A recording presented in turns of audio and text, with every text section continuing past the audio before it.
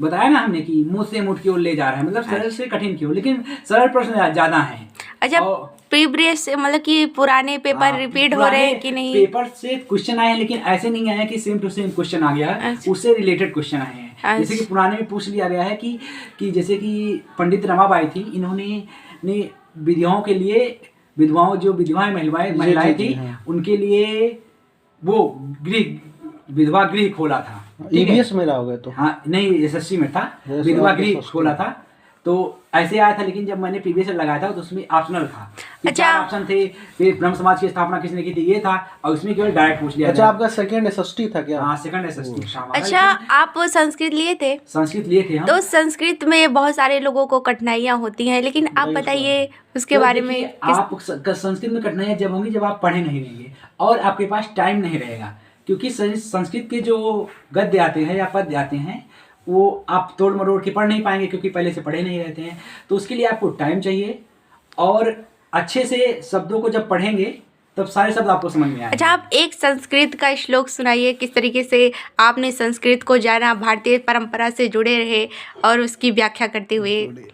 केयूराना विभूषयन्त पुरुषम हारा न चद्रोज्ज्वला नाशनानम नाभिलेपनम नालंकृता मूर्धजा वाणेक्याशमलंकरोत पुरुषम या संस्कृता धार्यते क्षीयन्ते खलभूषणान् पुरुषम सततम वाकभूषणम भूषणम। ये जो श्लोक है ये आपके सीटेट में आ सकता है। इसमें है कि केयूराना विभूषयन्त पुरुषम, जो आपके बाल हैं जो मूड पे सर पे छाए हुए हैं, ये आपको सुंदर नहीं बनाते हैं।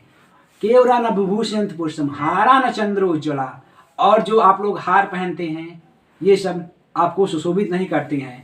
नाशनानम ना विलेपनम नालंकृता मूर्धजा। अब ऐसा है नहीं कि इसमें लिखा है नाशनानम कि स्नान होता है जो, और क्रीम पाउडर जो होता है, ये सब लगाने से आदमी सुंदर नहीं होता। इसका ये मतलब नहीं है कि आप स्नान न करें, अपने आप को स्वच्छ रखें, लेकिन इसका ये अर्थ नहीं है कि आपने क्रीम पाउडर और स्नान कर लिया तो बहुत सुंदर लग रहे हैं, महाराजा धीराजा बन गए हैं। तो अच्छा, मैथ में बहुत सारे लोगों को प्रॉब्लम होती है और सब लोग उससे भागते भी हैं, डरते भी हैं, तो आप बताइए कि मैथ में कैसे प्रश्न आए थे? मैथ में तो एकदम आसान क्वेश्चन आते हैं, जो 15 क्वेश्चन आते हैं, जो बेसिक्स पढ़ा होगा, फिफ्थ तक अगर सही से पढ़ा है तो सारे क्वेश्चन कर ले जाएगा। और जो लैंग्वेज से है उसमें तो भाई सबको, जैसे एक रेलगाड़ी वाला आता है, एक रेलगाड़ी यहाँ से अहमदाबाद से चली, 5 तारीख को चली दिल्ली के लिए चली, दिल्ली के लिए रवाना हुई, तो वो 7 तारीख को दिल्ली पहुंच गई, और रास्ते में 5 मिनट का ब्रेक लिया, और जैसे सुबह 5 बजे से चली है तो ऐसे बताता है कि 5 तारीख को 5 बजे ये दिल्ली के रवाना हुई,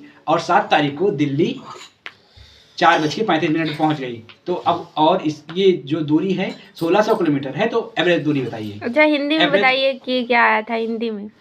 हिंदी में जो है जो भाषा से तो आते ही हैं, और हमारे जो गद्य आते हैं, पद्य आते हैं,